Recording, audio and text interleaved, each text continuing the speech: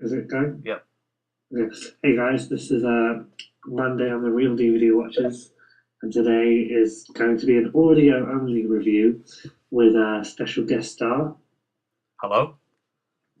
Say your Uh, name. G8 Specialist, this is Nick. And Yeah, so Nick's here with me. Well, yeah, on Skype. And we're going to be talking today about Buffy because this is a last minute review, and I have nothing else to talk about essentially. We just decided that'd be a good idea because we love the show. What should we start with? well, you can start out with what was your favourite season or My episode of any season? favorite season for me of Buffy was season three. I've come to realize on the rewatch that season five now, one of my lesser favorite seasons originally, is coming to a close second. Yeah, I'd have to agree with that. Season 3 was basically where it all started coming together for me, really. Season three was just consistently really good, and it's where they started having the standalone episodes be not be so much filler. Yeah, there Is were that what I don't want more to built into the sound? storyline. Yeah, exactly. It would be more the character would be more kind of character focused and less focused on like the monster of the week essentially, and Yeah, the monster would just be the metaphor for whatever. Um, and it had the mayor who was just an absolutely brilliant villain. yeah, him and Faith. He It's, dragged Faith to the dark side.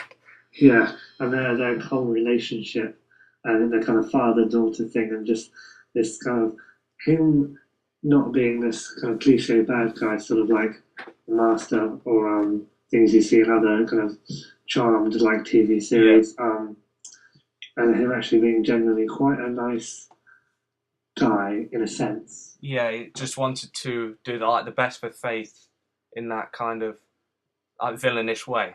Yeah, he's kind of he was I think all good villains think that they're doing the right thing. Yeah, for at the time. But so one of the most defining moments for me really was where Buffy and Angel first slept together.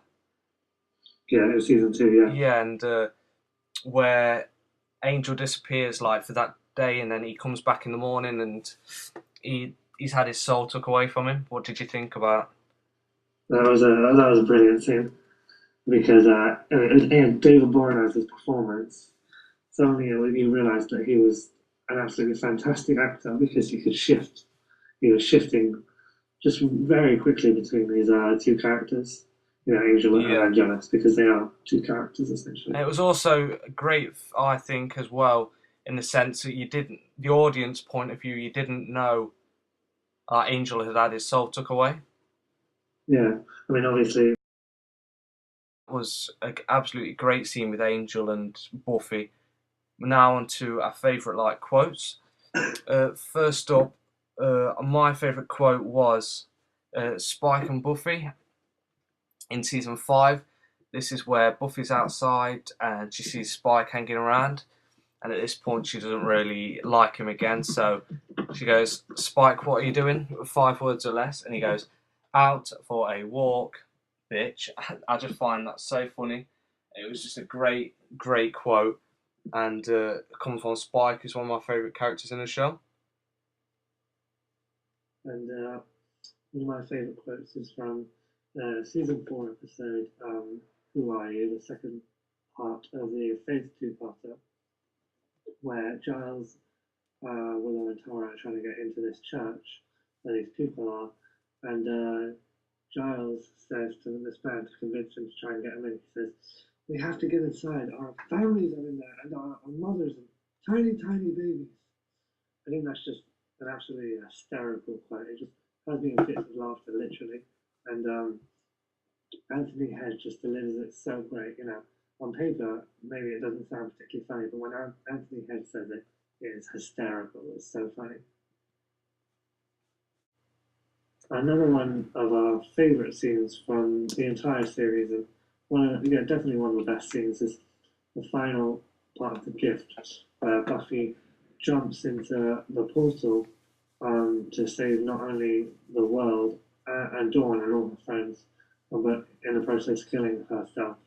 Um, it's just a superb scene, really effective, and because the writing is so brilliant, and you can really see Buffy kind of step into her role as sort of the Slayer and taking it seriously and realizing that this is what needs to be done and kind of accepting it.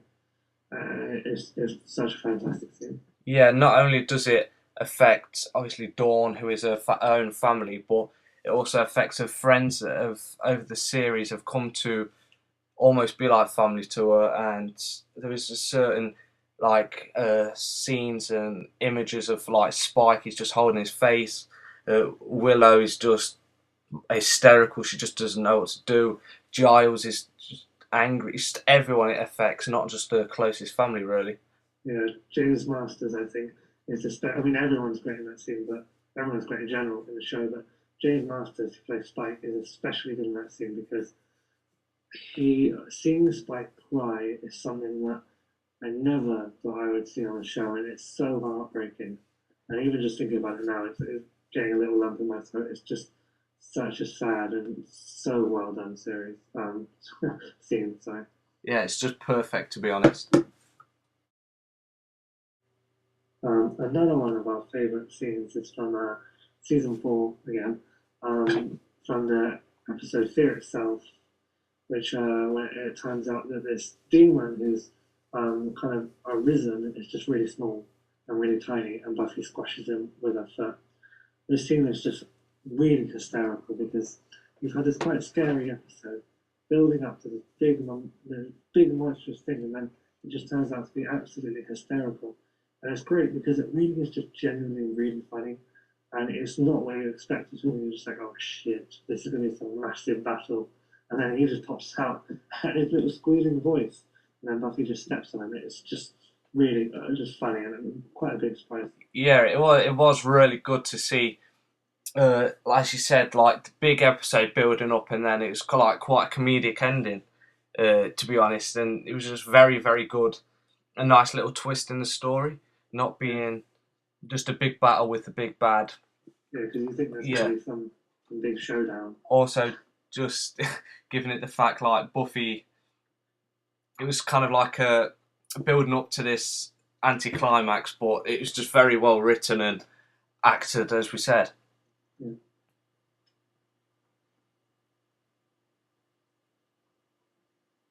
And so we've gone over a few of our favourite scenes of and episodes of the show. Thanks for letting me be the guest star, Ferg. Yeah, no problem.